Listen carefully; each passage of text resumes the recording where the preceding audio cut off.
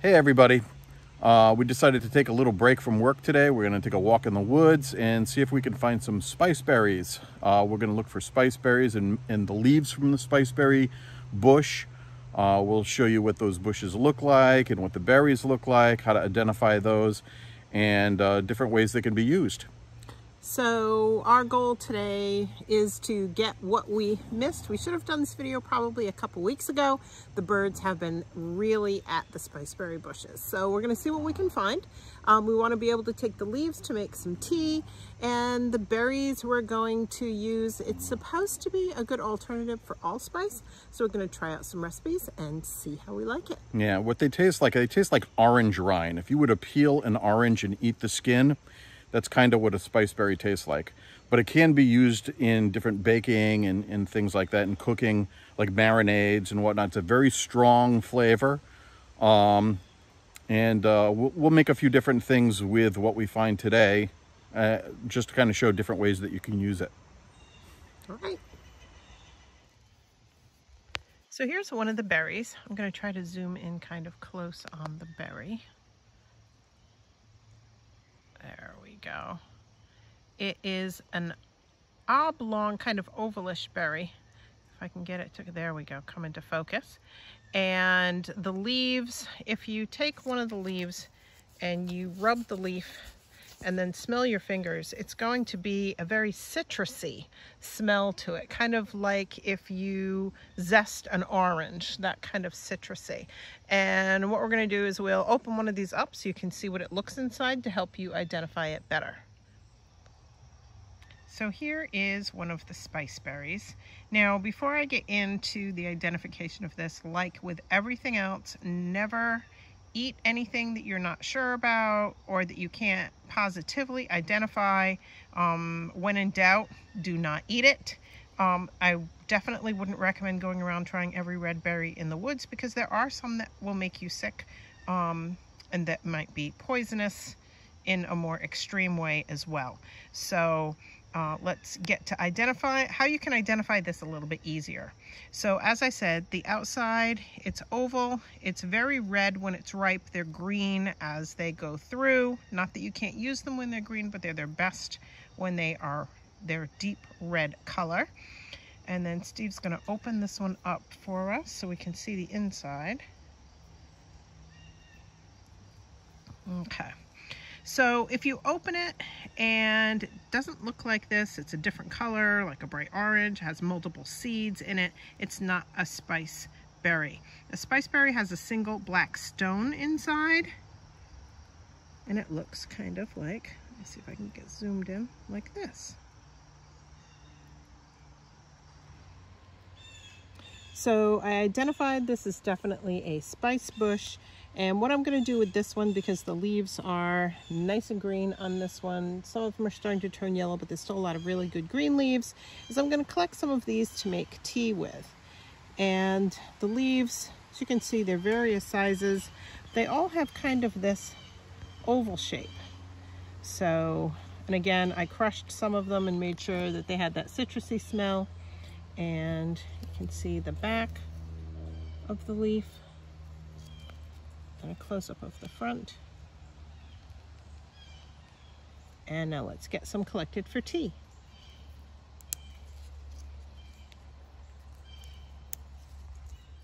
So now that we've collected some berries and some leaves, we're going to put those to use.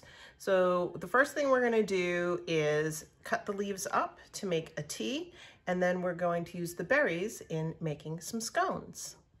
So we're going to be using the leaves fresh, and I'm going to stack them up and cut them. But you can dehydrate the leaves as well and use them later. If you're making tea, you can use the berries. You can actually use the bark, or you can take twigs off the branches and use those to make your tea as well.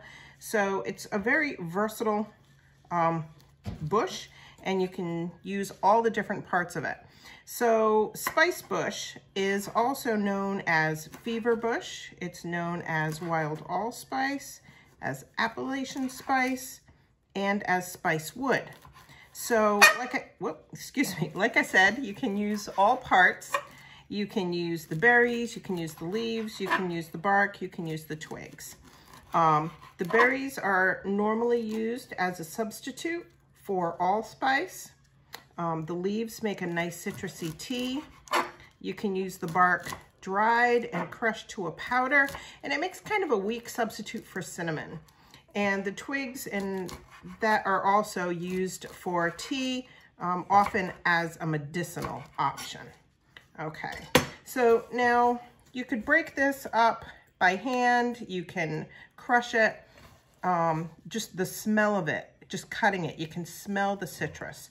So what I'm doing is just putting it into a large tea ball that I can then put into my teapot and put on the stove.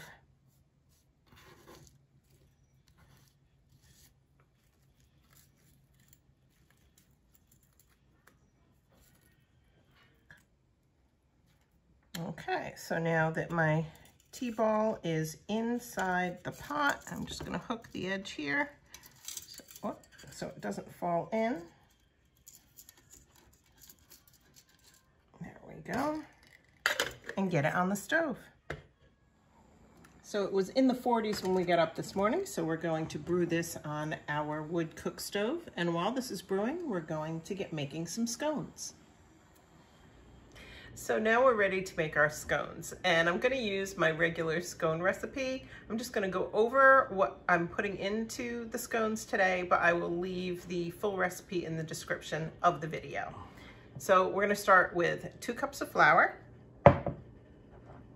3 tablespoons of sugar, 1 egg, and normally I use 1/3 cup of heavy cream, but I didn't have any heavy cream, so I'm using media crema.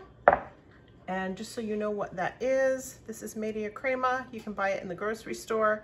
It's great because it has a good shelf life, and you can keep some in your pantry in case you have a day where you need your emergency scones. So let's get our spice berries all cut up and ready to go in with the mix. So I started cutting up some of the berries, but it's real easy. Now for some recipes, you can leave the berries with the seeds, like if you're gonna make tea from them, but for this, I wanna take the seeds out. So all I'm doing is slicing right around very carefully, around the outside of the berry, just enough to break the skin. And then I'm just gonna give it a little squeeze.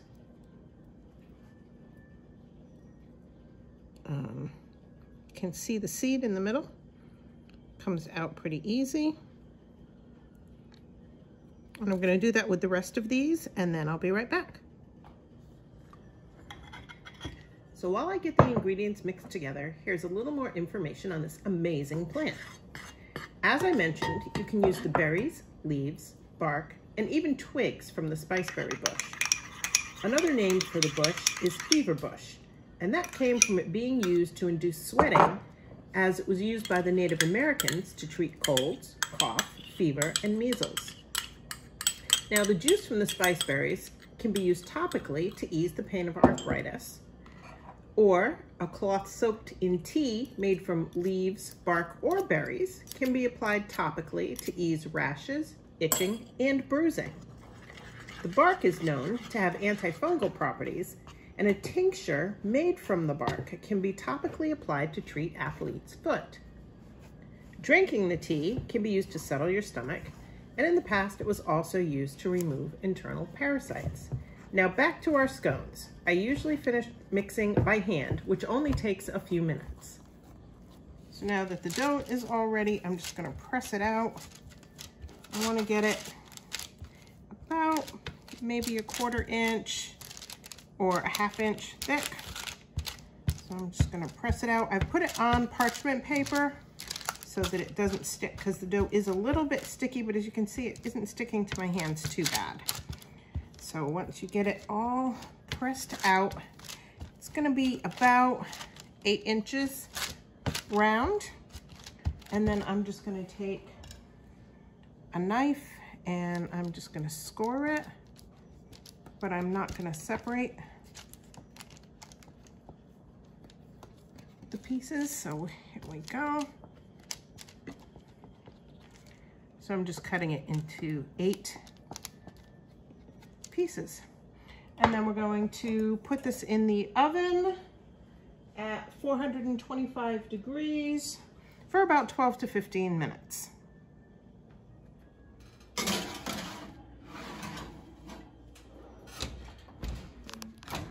It's been 15 minutes and it looks like it's done. Okay, so I took the scones out of the oven. I let them cool for just a couple minutes. I made a glaze using confectionery sugar, milk, and some orange powder from our pantry. And we're just going to drizzle that over the top of our scones. Up to 1 magnitude larger. So let me show you how far we have. You can tell the scones are still a little warm, but that's when they are the best. Okay, so now to pour our tea. Oh, doesn't that look pretty? And this is very hot. You can see the orange color from the spice leaves, and it smells amazing. So it's very good. The tea has a nice flavor. It's not super strong, so you can add your favorite sweetener to it, or you can use it in conjunction with some other herbs to make your own blend. And the scone is also very good. It does have a little bit of that allspice flavor to it, very fall flavor. Definitely will be making these again. So thanks for watching, everybody, and stay tuned for more foraging videos and to go along with us as we make different things from the items that we find in forage. Thank you again, and remember, if you really want to help our channel, give us a thumbs up, share the video with friends you think might enjoy, subscribe, and hit the bell if you want to be notified when our next video is available. Until next time, everybody, take care.